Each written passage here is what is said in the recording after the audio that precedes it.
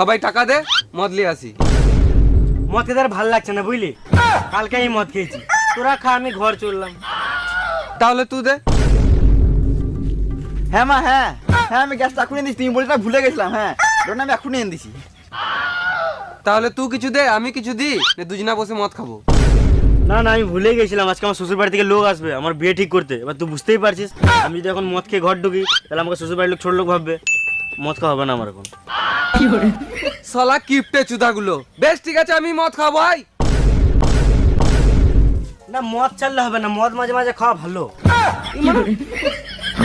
ঠিক আছে মা, গ্যাসটা আমি কালকে নিয়ে আসবো। বেশ। হ্যাঁ শ্বশুর মশাই, বলছি আপনি কালকে আসুন, আমি আজকে একটু কাজে ব্যস্ত আছি।